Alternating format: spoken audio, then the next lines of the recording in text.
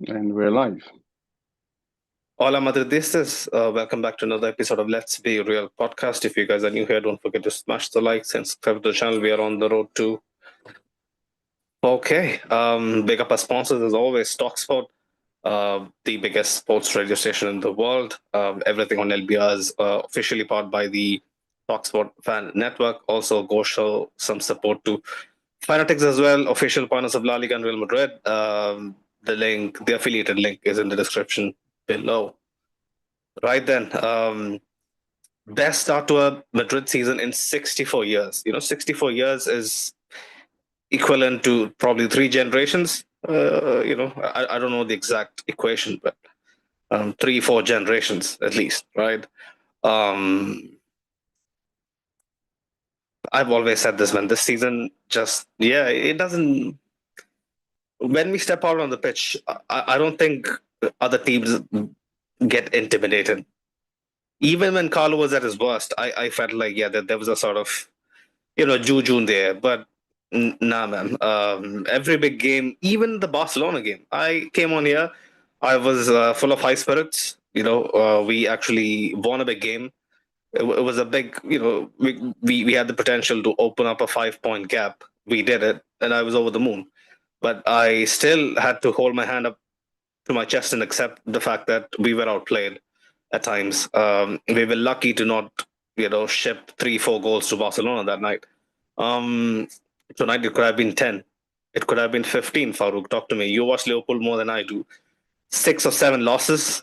I mean, this is one of the worst ever start to a Premier League, to a league season, in forever, right? Probably since the Brendan Rodgers era, or the one that preceded it. This is one of the worst starts, Liverpool have had to a football season period.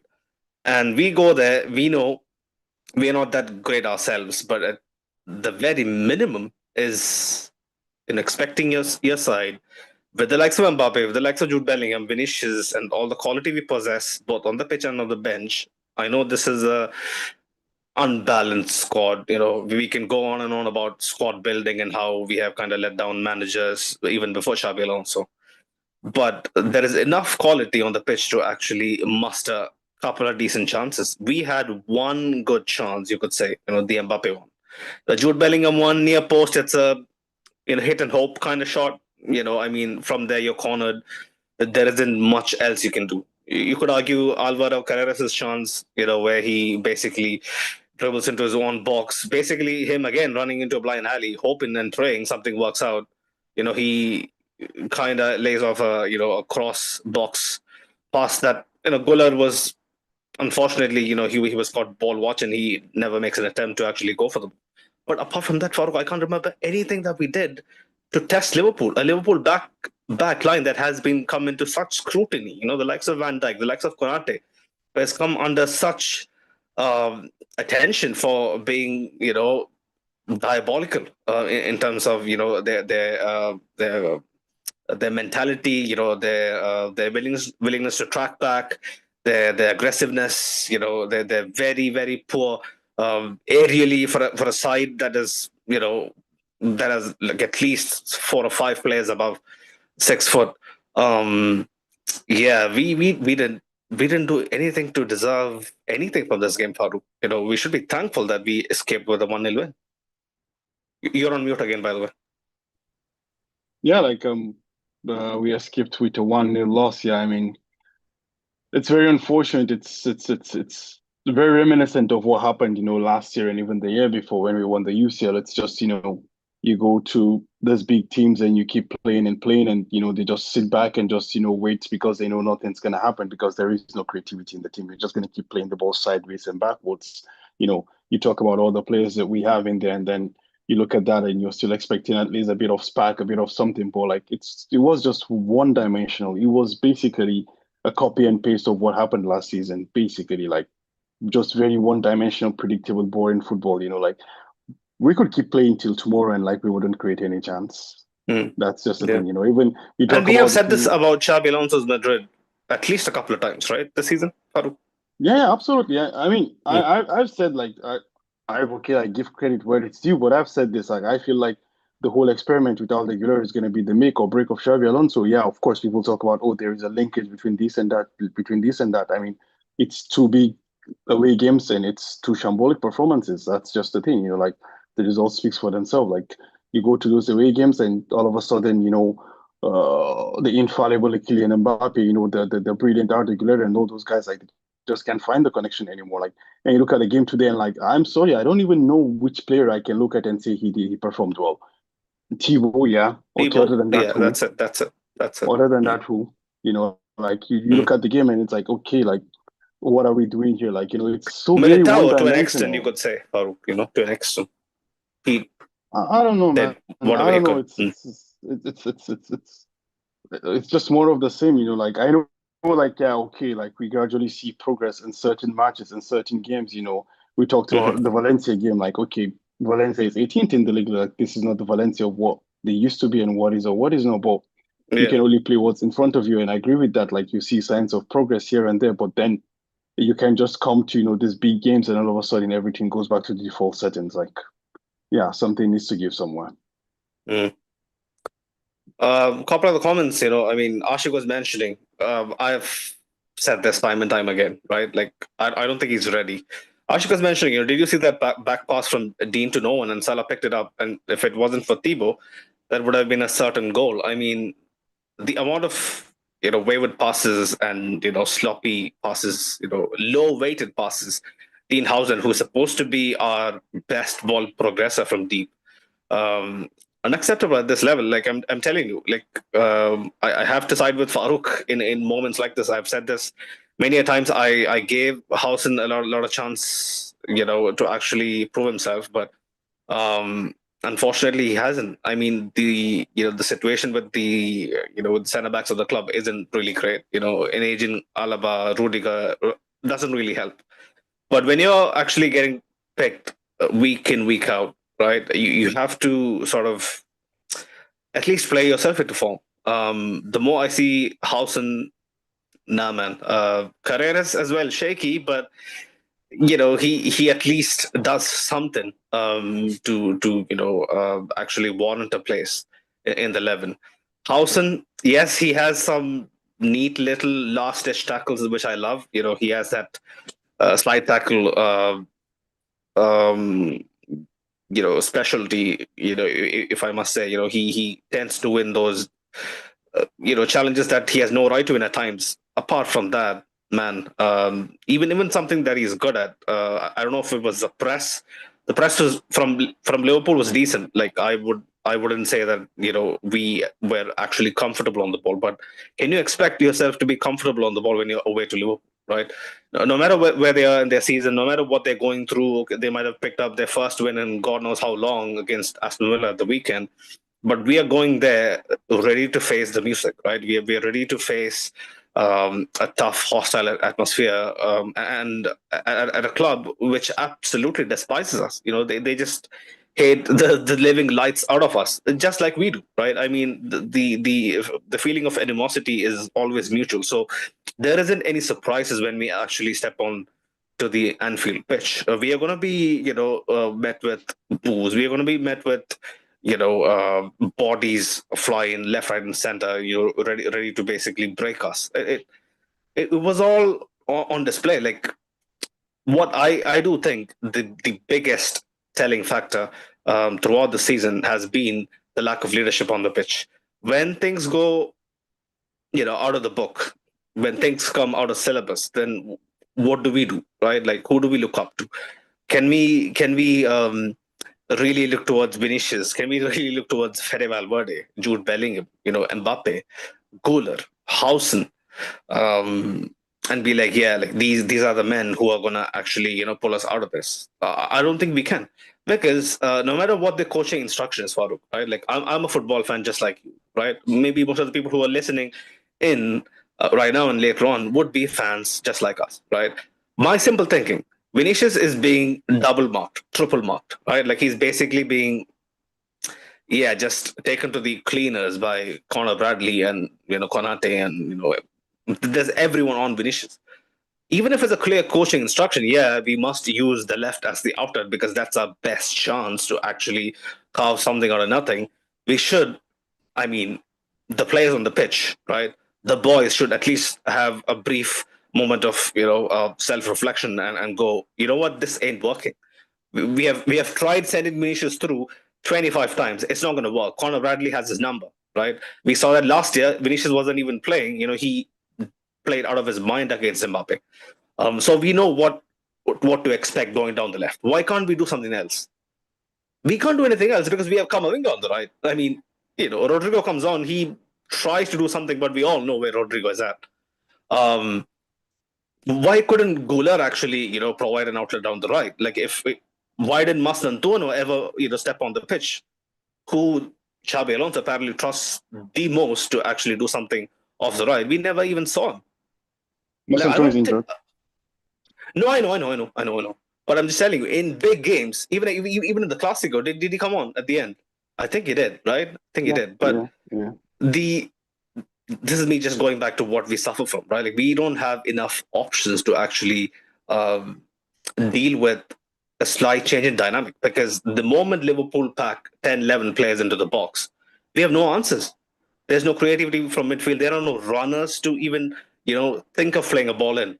There's just some, half-hearted gestures. Oh yeah, I'm going to make a run, but it's at least 2, 3 passes too late.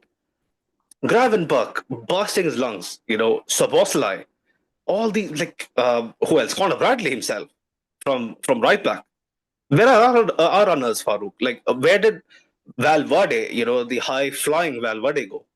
What did he do to get up the pitch? I don't know. Yeah, man, honestly, like, it's you hit the nail on the head, and I think that's a big problem that we have is, like, that lack of in-game solution, because the point is we don't have leaders. That's the thing, like, I think we've taken for granted a lot as Real Madrid fans. When you look at, what's happened since the Deciman, and basically since Mourinho's tenure, you had players who wanted to win and knew what it takes to win, you understand? You had players who did not need to be instructed to do every single thing. They read the game, understood the game, and adapted according to what the needs of the game is. But right now we have, honestly, a bunch of divas who, I don't know, won one Champions League, two Champions League, and they think they're the best players in the world, or I don't know, the best players that the history of the game has seen. I also fault also, like, Xabi Alonso as well for the setup as well, because honestly, like, it was all one dimensional, literally one dimensional. I even forgotten the last time we had this much possession in the game away against a top team. I think we had like 60-70% possession. I don't know what the number is. Like, it was insane. We had a lot of the ball, but Liverpool were just so comfortable just letting us have the ball because they knew nothing was going to happen. We could Yeah. keep playing till the day after tomorrow, and absolutely All they nothing have was to do is look at what Arsenal did to us, Farouk. it was, It's as simple as that. yeah, I mean, you can go back and look at the Arsenal game and be like, okay, yeah, the better team won. Like, they outpowered us, through the midfield and everything.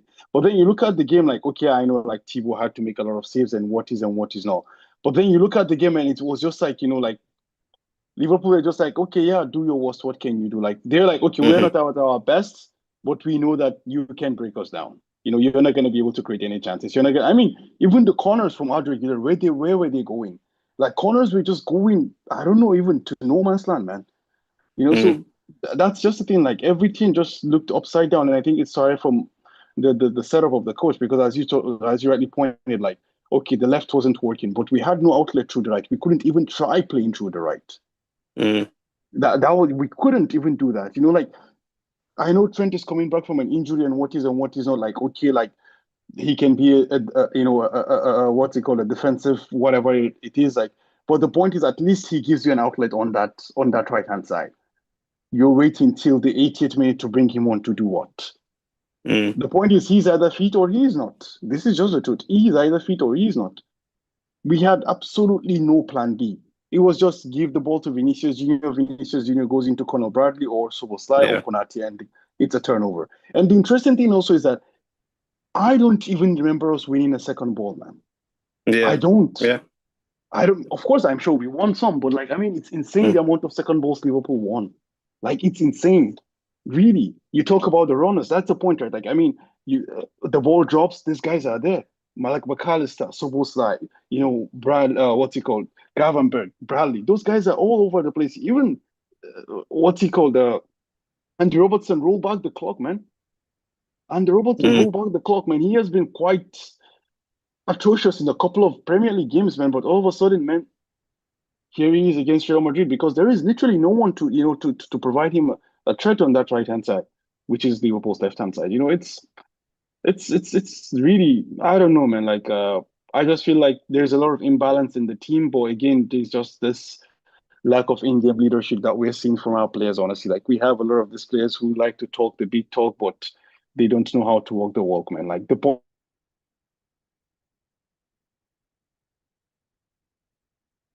Farooq, you there?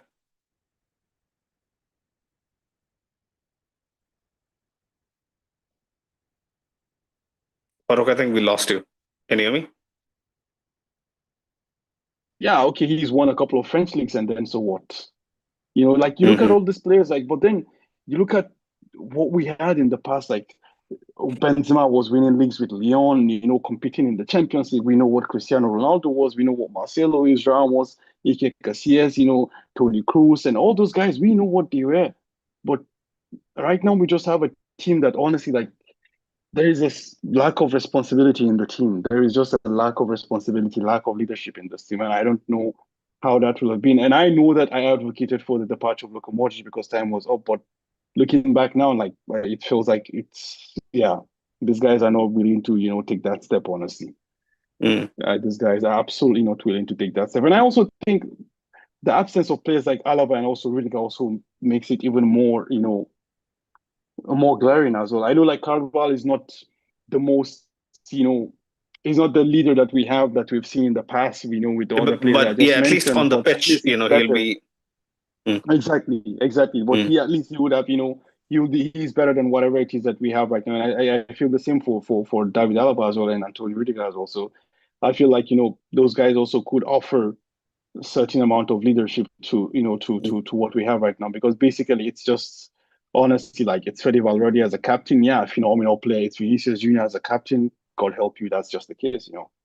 Mm-hmm. Mm-hmm. I mean, see, someone in the chat, Paraman was actually mentioning the tactics were right. I mean, you could say that we had, a good back and forth in the sense that the amount of times maybe Liverpool broke into our third, most of the time, apart from when we didn't overcome it and make dumb decisions on the ball or try to be a bit too cute, we got away with it. So in that sense, yeah, there was some semblance of like a give and take, right? We can't expect to dominate the entire game if you're especially going away to a place like Liverpool. But in my humble opinion, this is the same blueprint we used against Barcelona, right? I mean, Camavinga as a a pseudo winger, providing us an extra man in midfield, providing some sort of width. Um, you know, uh, Bellingham and Arda interchanging into the 10 and Chouameni being the pivot. For me, it would have worked if the people who these guys work so hard, right, work tirelessly to actually win back the ball and provide the ball to, if they had any sort of, like game intelligence. I mean, Vinicius played that brilliant ball to Mbappe, but how many times did we actually get into a position like that? We couldn't. We absolutely couldn't with all the pace, the trickery,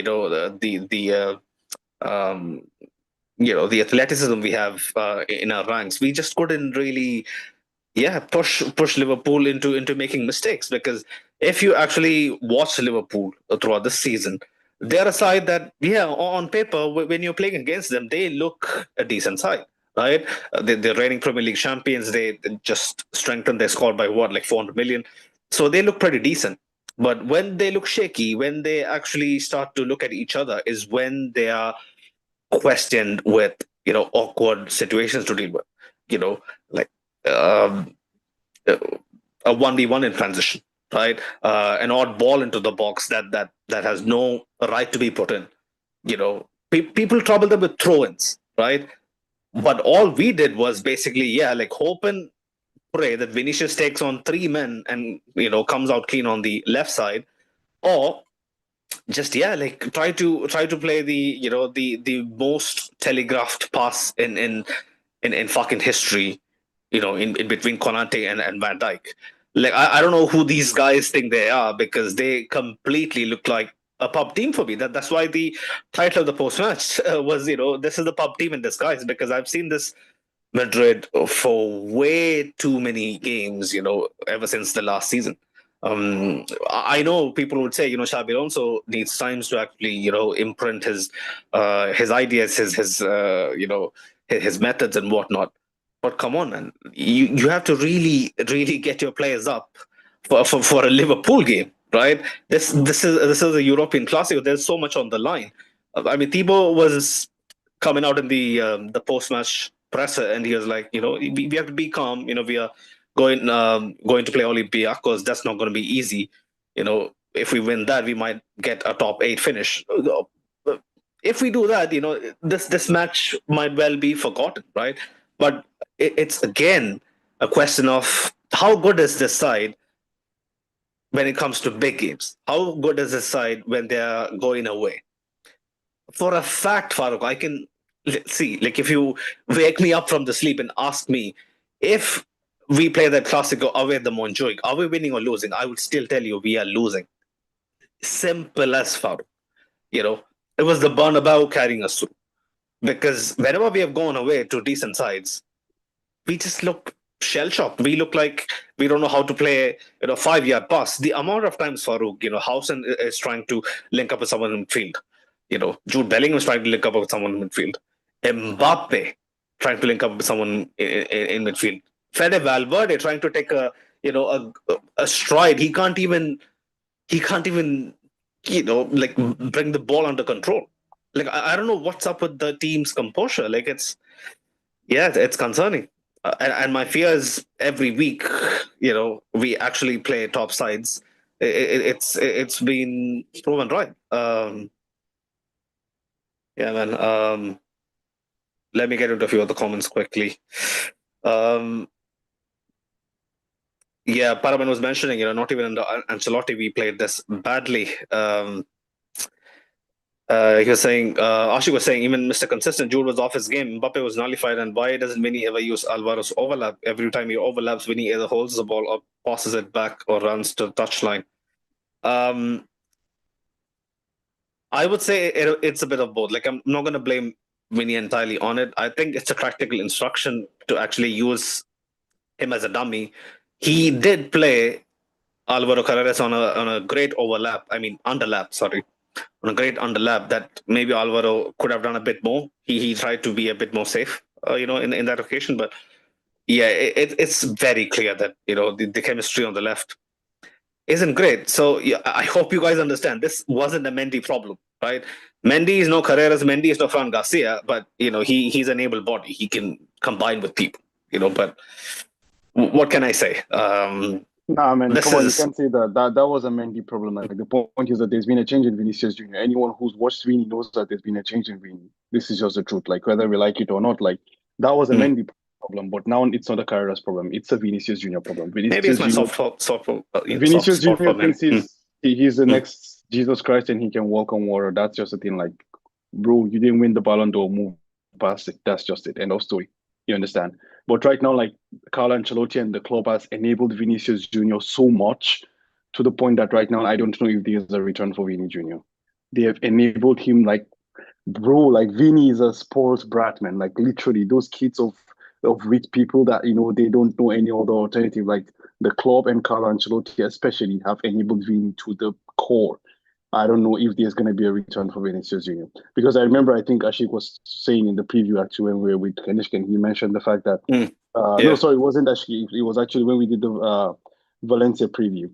We had Mhm. we had Gaia on, and Gaia was talking about the fact that like the point is Vini either has to conform to the team or just move on, and that's just the thing right. That's the thing right now. Mhm. I understand Vini might be hurt from the fact that the club selected Kylian Mbappe to be the poster boy, but this is the decision of the club.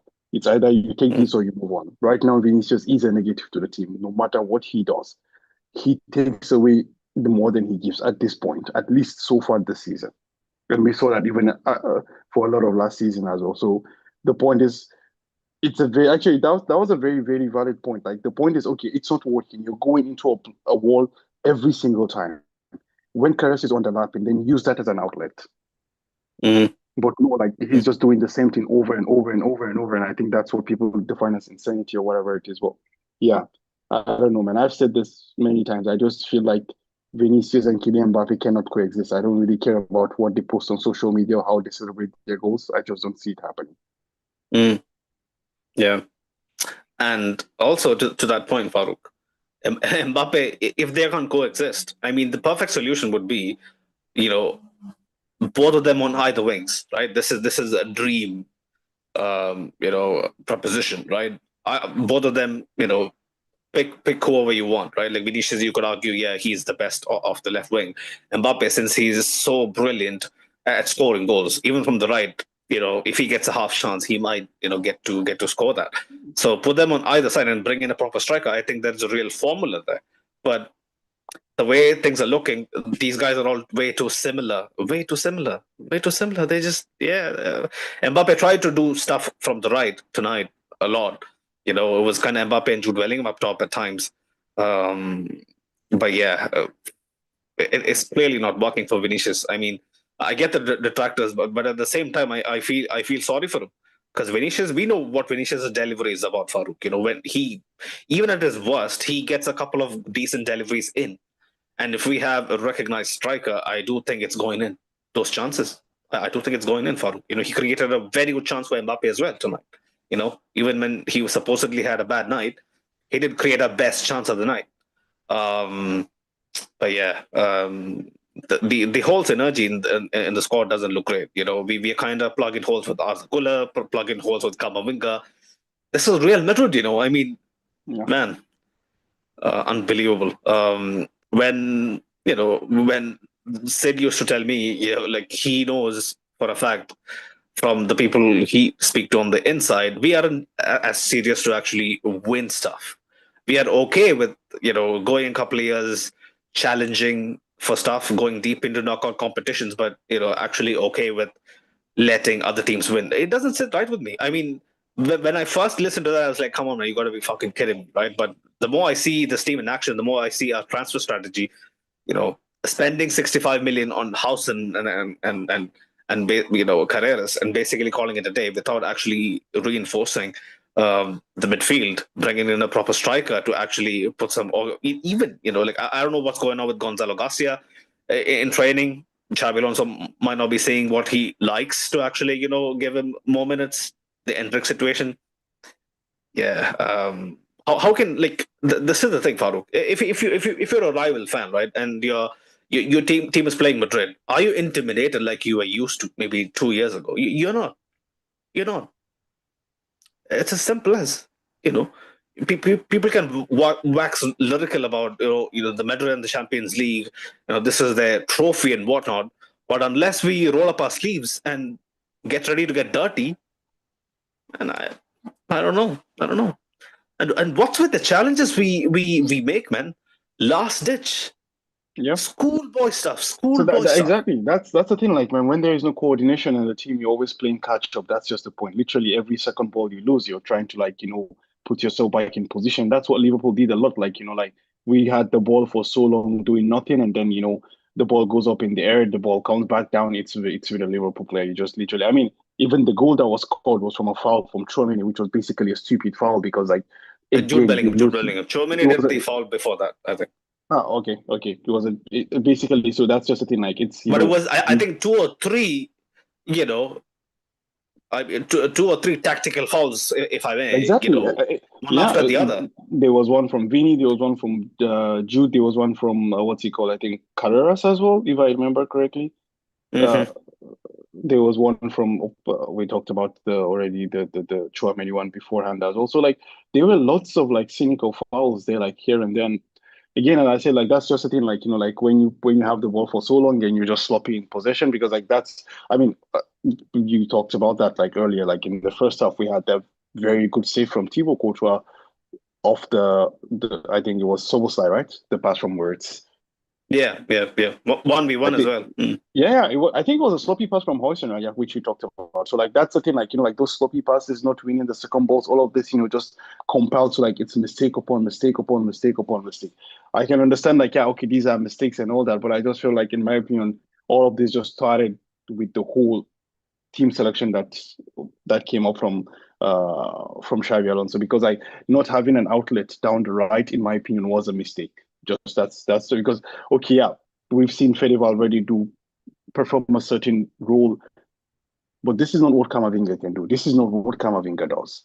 You understand? So Mm. putting Kamavinga there is basically you're limiting his performance and also limiting the team's attacking output Mavinga as was a whole. especially poor tonight. Really, really poor. I mean, But can you he blame made him, so bro? many Can you errors. blame him? Can you blame Mm. him, man? I really can't blame Kamavinga for this. Like, okay, yeah, Fede already has done a job there in the past and all that, but like, you can't throw Kamavinga into that and expect, all of a sudden something to happen. Like, he was absolutely poor, yeah, absolutely. But can I blame him? Really, I don't know, man. That's why I said like for me, it started with the formation was all wrong in my opinion.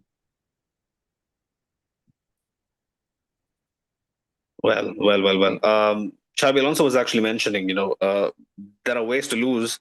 Today was a different loss from, compared to the one against Atleti. He was saying the team competed, they gave everything, the attitude was good, but there are things we have to improve. Um, uh, I'll be very honest, man. You know the answer that I'm gonna, give to Xabi, right? Like, if I'm very honest, if this was a competent Liverpool side, which has all their wheels in motion, all their big players clicking, we would be at the mercy of a 5-0, 4-0 thumping. Easy, easy, Yep. easy. The amount of times Carreras, I mean, he did okay for parts against Salah, who is a washed up Salah, Farouk. You know it, I know it, their own fans know it. This guy is well beyond his best, right? A washed Salah, brother. He is basically just praying to the heavens and going in for a 50-50 duel, hoping to come out on the other side as the winner. Soon as Salah sees that, yeah, he's going to come in, he just like brushes him aside, knocks the ball past him. It's too easy. It's too easy. Like those are the kind of stuff I would associate with the second string or the third string side we put out in the Copa del Rey coming up against the Sociedad, in a round of 16 or quarterfinals of the Copa del Rey, because the amount of naive mistakes I saw from some of the so-called senior heads in the side. I mean, Alvaro Carres and Edenhausen, 22 and 19, they're pretty young, but still, they have so much experience. Like I can't understand, like how can you be so naive to basically take Salah on and be like, yeah, I'm going to be aggressive on you. I mean, that's a style. He's a front foot defender, Carreras. But in a game like this, when if you're beaten, it's basically Hausen and Thibaut for themselves. Militao can't get to Salah in time. Chouameni can't get to Salah in time. Yeah, for me, yeah, a better team, a better Liverpool would absolutely pull us to shreds. And like I can only imagine the sort of pressure Xabi Alonso would be under, if we actually lost the game by a 3 or 4 goal margin. Um, Yeah, yeah. I mean, also, Farouk, like, can you deny this, right? Like, correct me if I'm wrong, right? Given this is the best supposed start statistically in 64 years for Madrid, right? Like 2 losses in God knows how long. Okay, like 11 plus 4, 15 games. 2 losses, 15 games shouldn't be the end of the world, right? A tricky away trip to Anfield, a tricky away trip to the Metropolitano, given the circumstances, given that this is a young coach, trying to basically, like you always say, learn on the job and do something, he shouldn't be coming under this much pressure. If when we are winning, we look absolutely convincing, and we Yeah. we look like real world beaters, and the team's shape and the team's aura reflect what we have put up on the points table so far, right? Yeah. Like he wouldn't I be under agree. this much pressure if the displays were that convincing, Farouk. Wouldn't you Yeah. say so? Yeah. 100%. I think that's the point. Like, like as you rightly started the podcast as, like we played Barcelona, we won, but in an unconvincing fashion, you understand? You look at the games we played, like we play against Juventus, we won again, unconvincing fashion, So that's the thing. Like you look at all these games and you keep winning them. You talk about, okay, it's the best start, two losses in 15 games and all that. Okay, not bad on the sheet, but like when you actually watch these games and not just focus on, the box score or the starts or like, oh, yeah, Kylian Mbappe has this amount of goals, Arda Güler has this amount. No, like if you just watch the games and look at how things are unfolding, and you come to understand, like, okay, yeah, there is nothing to there's nothing that fills you with confidence in these games. You understand? You know that it's a matter of time before what happened at the Metropolitano happened. It's a matter of time before you go to a place like Anfield and not be able to get a result. And as you rightly pointed out, like the Clasico was a away game against Barcelona, there was a very high chance we might not have won that game. So that's just the thing. Like it's the team still creates a lot more doubts than answers actually. So for that reason, I Mm, completely agree with you that it's yeah. not about we yeah if we were like, see again, I say, I for me, like I just want to see like that progress, like Mm, that development of the team, that evolution of the team. You want to see, that synergy, that chemistry that's building up. But right now we're just pointing at individual performances. We talk about synergy. Okay, like, yeah, Arda Güler has 5 assists, 4 assists to Kylian Mbappe, and that's just about it. mhm, There is mm, literally nothing else. There is mm, literally no chemistry, no team yeah. building, nothing. You could argue if Arda Güler and Mbappe didn't come up with those goals, we wouldn't be top of the table, 5 points clear. That's definitely a very fair and very right argument to make as well. People would argue, yeah, I mean, Xabi Alonso puts them in the best possible position to succeed. He kind of has, given Arda Güler a new lease of life, playing him as a hybrid 10-8, kind of unlocking a few more facets to his overall game and whatnot. But the general style of play, even though we have so much possession, even though we play the large majority of games in the opposition half and we pin them back and whatnot, what we do with the ball and how we react when we are on the back foot is just absolutely diabolical. Like I'm telling you, I've seen pub league sides, I've seen amateur sides show, yeah, a lot more composure, a lot more nous about when to go in, when to fall back, when to be like, yeah, like let's actually yeah, not be too aggressive. Let him commit himself into a mistake at times. Be a bit more passive.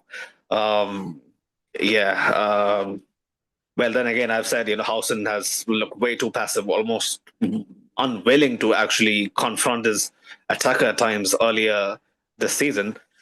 There is no fine balance, and it's very clear, right, Farouk? This back line is inexperienced. Yeah, absolutely. That's. I think not just even the inexperience. Like it's just like they're not used to playing with each other. They don't understand Mm. there is no chemistry there. Like they're because when you look at it, like Hoyson has played for Juventus. He's gone to like if I remember correctly, he was also at AS Roma or something like that, and Yeah, then yeah, like he was yeah, yeah. then he played on the Areola at Bournemouth in the Premier League. Carreras was at United for a bit, and then Benfica, and then back at Real Madrid. So like they're not literally like, I mean, this is not when talking about a situation of Raul Asensio who's just come up and never played.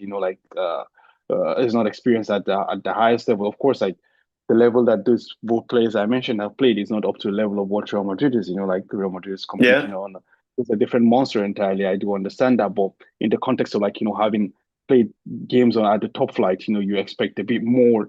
But then, yeah, okay, again, you can give them the benefit of the doubt that okay, they're just joining a team of the stature of Real Madrid, so that inexperience at this level actually comes glaring and it's very obvious. Farooq, So one quick question. Like, can you actually deny that Raul Asensio, who's, although you can actually add a footnote to this, that he, actually came through the Fabrica. He knows the ins and outs of the club. He knows what it means to pull on this camiseta and actually perform. Um, you could argue that he had a more composed, season last year than what Hausen has been showing so far. It's crazy to me to even say that, but that's how it looks like. whenever I see Housen near, any sort of offensive threat from the opposition, like I'm like, yeah, I hope he comes out, on the winning side. Like I'm just praying. It's beyond me, like, honestly. And it doesn't help that Alvaro Carreras is basically chasing his man and trying to one up him every single time that the ball goes down the defensive left. It's yeah, the breakdown in composure is just crazy. This is all while Chouameni is basically having one of his finest years, right, Farouk? Like, Yeah, I don't exactly. think Yeah. Chouameni is has been playing out of his skin for a good while. I mean, when the team loses and when we don't create much, and when we do kind of end up giving up, silly, 2v1s and 3v2s every now and then, he comes off looking a bit, funny. But overall, if it wasn't for Chouameni and Militao, basically, yeah, playing out of their minds, I do think we suffer massively. I mean, Moon was making this point. This midfield doesn't work. We need a midfield controller. Mbappe as a striker doesn't work. We're not winning the Champions League with this type of player profiles.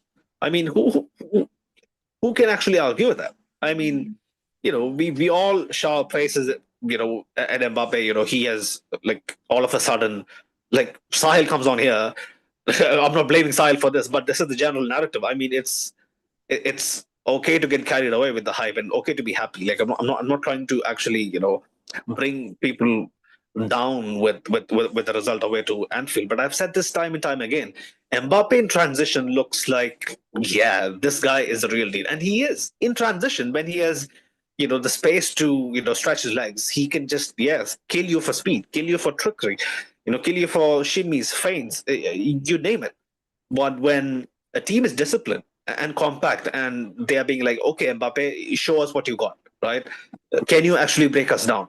Can you pull off, apart from a 1-2 that you can, hopefully do with someone on your team and, you kind of make a run in behind? What else can you do? All these players who takes shots from outside the box or edge of the box against, well drilled sides, Farouk, how many have we seen gone in? And most of the time, in my memory, they get blocked almost immediately. They look absolutely ridiculous when it happens, and I've seen that happen way too much. So Rodrigo is the biggest example. Like, that man has no idea of no spatial awareness. He doesn't even know what to do to bend the ball around the defender that he's faced with. Like, it's, yeah, for me, all this is pretty naive stuff, man. For a side, with the pressure, the expectation, this crest demands, and the sort of hype, these guys get from the media and the fans.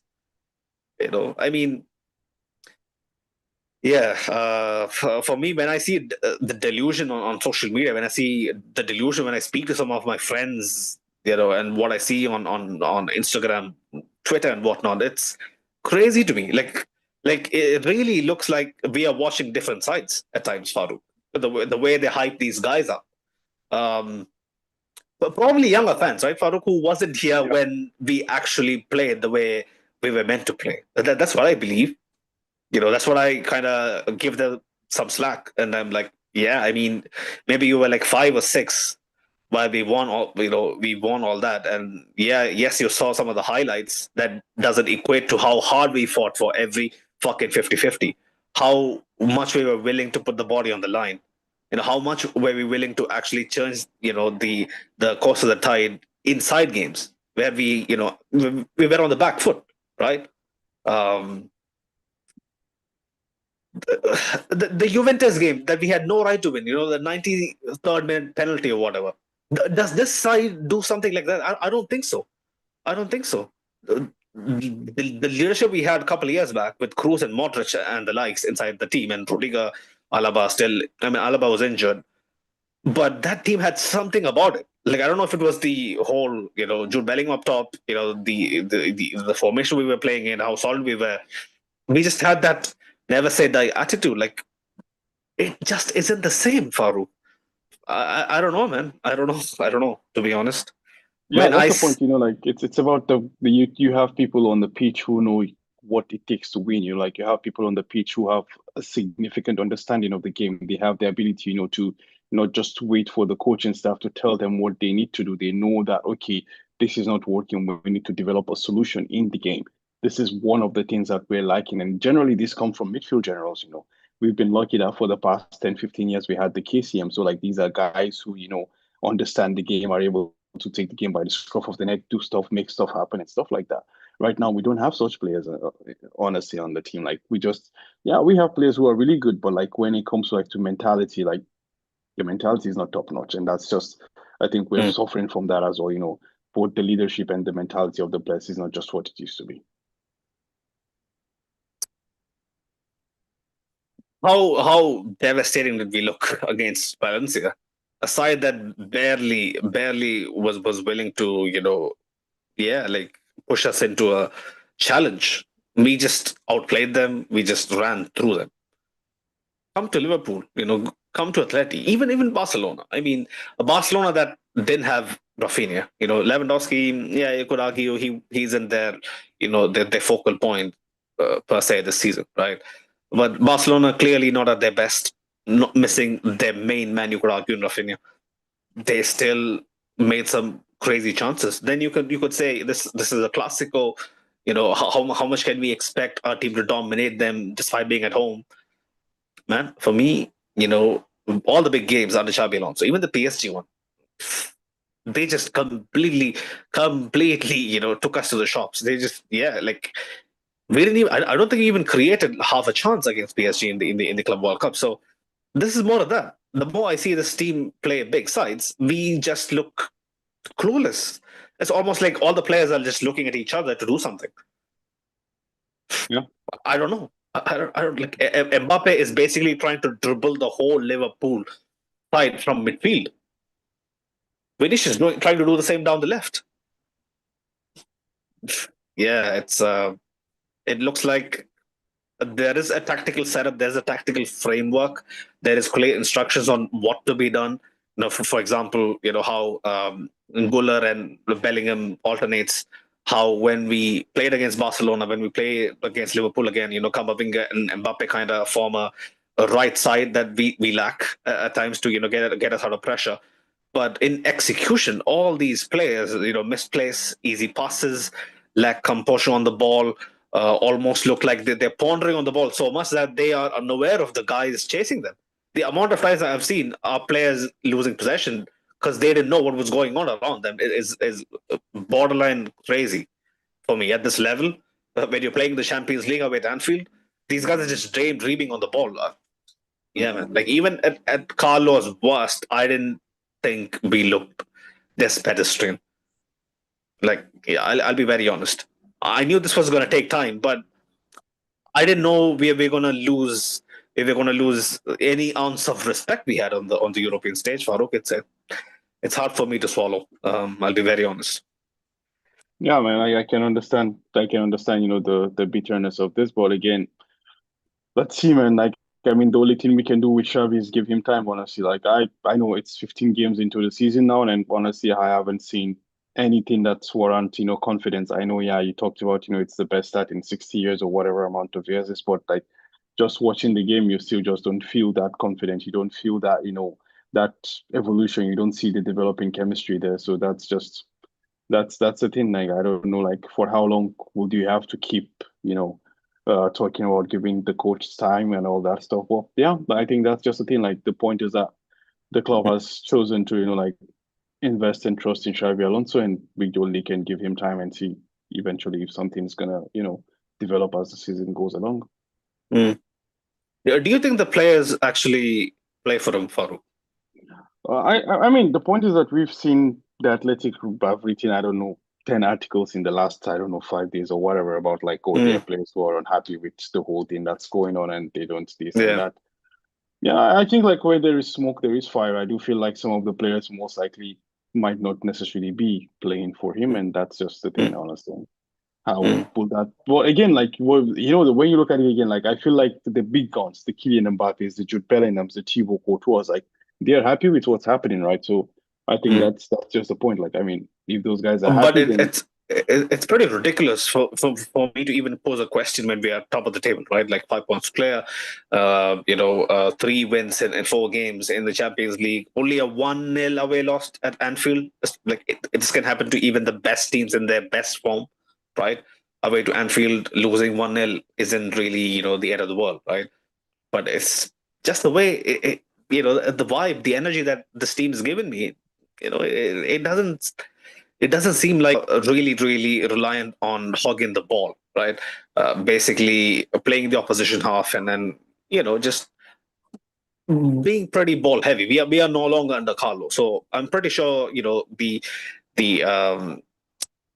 the expectation of Madrid having the ball more would be absolutely there. Like like that's going to be a persistent talking point all throughout the game plan from Slot. Like I'm pretty sure.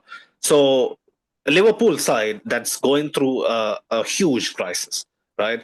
Why would they actually be like, you know what, like we're gonna let we're not going to let Madrid have much of the possession. We're going to chase them all the way back to their half and really just make it a point, even if it's at the cost of us losing some critical 50-50s in transition. We are going to make it a point to actually dominate possession. Why would they do that? It's naive to do that. Like even the most inexperienced managers, they would be like, you know what, let's go back to basics. We have to kind of get back to the drawing board and kind of trust ourselves to actually see this game out. you know uh, Let Madrid come to us. We have all seen what they have done in big games. Yes, they do have the electric pace of Mbappe and Vinicius, but if we cut out the outlets, especially out wide, they have nowhere to go. They don't have the creative player to pull the strings from deep at midfield anymore. They don't have worthy enough fullbacks who are going to stretch us. By being the third man inside or outside. It's pretty well choreographed what we do for. It's pretty easy to read, right? Like the basic footage can tell you what you should do against this Madrid side. Don't give Vinicius space. Don't give Mbappe space. Limit Gola to touches deep inside his own half. Finish. That's it, Farouk. That's it for me. What do you think? Right? yeah, What else do yeah, we have? Nothing. nothing. Yep, nothing. So for Xabi Alonso to change is basically in this period of his tenure. For me, do I think he's experienced enough? Do I think he's ballsy enough? I don't think he's ballsy enough. Like I've said this way too often. Against PSG, I was losing my mind in the group chat. I don't know if you remember, Farouk. It was a mere club World Cup. Nobody gives a fuck about the club World Cup. It's a glorified preseason friendly, right? But since this was Xabi Alonso's first big test, I was like, why didn't you actually take the game to PSG? Why did we basically just set up to defend it, and basically hope that PSG committed a major mistake for us to do anything? So Xabi Alonso, for me, for all his innovations and the way he has came in with his flamboyant authority to actually telling people that we are gonna basically play in the opposition half and dominate possession, pin teams back. I do think it looks pretty front foot. For me, it's a back foot strategy, in my opinion. Because it's almost like this is me maybe being old school. It's almost like we can't take the risk of letting our defenders actually defend 1v1, or we can't take that chance. If you're going to take that chance, we're going to play a high line and basically just try to win the ball high back up the like high up the pitch. Like I understand it's the modern approach. You want to win the ball deep in the opposition third and create a turnover and whatnot, but it's almost like he doesn't trust his back line. Like that's what it looks to me. So I for me, for Freddie's question, Xabi Alonso, in this stage of his career, he's not going to make a decision to actually change up his whole tactics, you know, mid game. No, I never saw that happening. But yeah, Freddie was also mentioning we need to start playing with a natural striker because every time we attack, there's nobody running into the box. and Vinny Jr. I mean, it's always an and a but with Vinny Jr. at this moment. I feel for the guy, honestly. Um, I feel for it because when he's on it, when Vinicius is on it, he's the best winger in the world. But like Farooq has said many a times, can we rely on a player that, sometimes just lacks mentally? And I think it's the mentality aspect of it. Why fans questioned his future at the club so much? When was the last time a top player's future was coming into question by the fans so often, Farooq? Like I can't Yeah. remember. Maybe Rodrigo, but apart from that, who else? I don't know. Especially someone who is supposedly at the peak of his powers, right? Uh, Not past his expiry bill. Yeah. Um,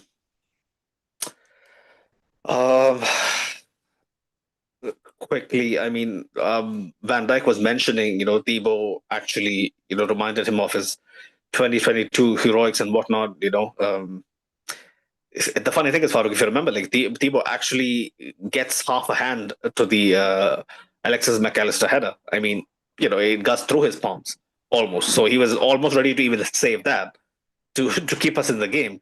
Like it's absolutely, like you get where he's coming from, right? Like he looks dejected. He almost looks like he doesn't rate his teammates. When he's walking off after conceding that, because it almost looks like whatever he sees in front of him doesn't deserve the saves he makes at times. Yeah. Um, right then. Any final thoughts, Saru? Yeah, man. I mean, it's one of those games, that just, takes you back the whole process and makes you feel like, like it's obvious, like now for the past 2, 3 seasons that the direction that the club is taking is just not the Mm, right direction. I mean, that's just mm, the thing. Like that's just what I feel because we've needed to replace, a Tony Kroos since last year. We knew this. Everyone would, mm. even a blind man knew that you needed to replace Tony Kroos. 1 year passes, you can understand that. But 2 years, I think it's not forgivable to go 2 years without recruiting a player to replace Tony Kroos. I feel So, do you believe it's the very rumors bad. that this club is okay with actually going trophyless for a few seasons? They're okay. No, I don't think so. I just feel like, like there's a lot of also overestimation and, like putting the belief in the fact that you have a lot of superstar players and they're gonna figure it out eventually. But I do feel like Mm, it's not just about having superstar players, it's about having that fit as well matters a lot. I don't yeah. think the club is fine with just, coasting around because this is just what they've done forever and ever. It's about the fact that this club has always been built one way or another to win. We saw this Mm, a lot of times, and I talked about this a lot. Like under Carlo Ancelotti, we basically were playing garbage football, but we knew what it took to win. You understand? But right now, mm, this team doesn't have that. I don't see that honestly, but I also believe that mm. the club is overestimating the capability of not of the players as an individual, but of the Yeah. players as a group. You Hmm. understand? Because Hmm. individually, you can't say anything about these players, you understand? But I just feel like as a unit, as a group, like this is the thing, like whenever we've won stuff as teams. Even when Cristiano was playing with Real Madrid was still a team, like, and Yeah. that's the highest level of an individual player you can find that has played for us, at least in my memory. It's Cristiano. But even with Cristiano, we were a team. But right now, it doesn't seem like we're a team. We're just a bunch of individuals who do their thing and move on with their life. So Yeah. as a group, I think the club has overestimated the cohesion and the chemistry or the Mm. community of this team. I'll also add this to what Farooq said, which is brilliant. Uh, this is a team that doesn't look like a team, and is basically carried by individuals who play out of their minds to keep things together. And when we actually get it over the line, like show some semblance of a cohesion, right? Like some semblance of a team that is working at least in patches. That's what it feels like. If the likes of Jude Bellingham, Vinicius, Mbappe, Goller has a bad night, we can't find answers from elsewhere. We can't force the issue with crosses anymore. There is no cross in Inshallah anymore. There is no Carval bobbing down the right, Marcelo bobbing down the right. to provide balls for Cristiano, Bale, Benzema, Ramos, Pepe, Varane, Casemiro. That's 6 players already. We don't even have a plan B. Like, we just look the amount of times we were bodied in the box, Farouk, for set pieces. Carreras, who's 6 foot tall. I mean, Ekitike is what, 6'3", I think, maybe 3 inches taller. Easy header, easy header. Van Dijk, easy header. Alexis McAllister, absolutely unmarked. I know zonal marking and all of that. Bullshit. What do you see, right? Like, this isn't the hallmarks of a great title winning side. This isn't. Simply isn't. But yeah, I think that's pretty much it, people. Big up the people who are, in the comments, big up people who are tuning in, big up people who are going to be tuning in to see, our, white tears. This is going to be a tough season. We all knew it. The expectations were low, but holy shit, even with that, it just disappoints me watching us play. I don't enjoy it anymore. Do you enjoy watching us play, Farouk? Like, you have said Nah, that man, watching the game under Carlo was a torture, but okay. nah, man, it's that's why I said, like, for me, it just felt like more of last season. Like, honestly, like, there hasn't been a lot of changes. Like, because I remember last season as well, I watched a lot of games where I'm thinking, like, okay, what did we do in this game? Like, you find a moment of individual brilliance and you score. Like, yeah, we know Kylian Mbappe had, was it 44 goals, 45 goals last season, whatever the number was. Yeah, 44. You never watched a single game where, like, you felt like, oh, like, this team is invincible. Like, we just had moments. Yeah. That's just the thing. And Yeah. I feel like so far that's just what's been happening as well. Like, it's quite unfortunate, but then I don't know. Yeah. Hopefully, on to better days, because we have to fix our shit ASAP. Because one more loss in the Champions League, it might be looking tricky. Like, I don't want us to play an extra couple of games in February. We all know what that cost us last year. We looked absolutely knackered going into March. I don't want that to be the case this season. Please, like, I know we're not going to go far with this team. Like, I predicted us to win the Champions League. It was a bold move, but every passing month, every passing week, I'm like, was I too hopeful? Was I just clinging on to the DNA and the mystique behind my club? I'm not so sure anymore. We got to fix up fast, and Xabi Alonso has a lot to work on, man. Best start, to a Madrid career, in history, and he's under this kind of pressure. It's unheard of, So, yeah, things has to improve quick. But yeah, big up people tuning in, big up people tuning in later on as well, big up our sponsors, Talksport and Fanatics. Go check them out. But until next time, people, Ala Madrid. No, Madrid.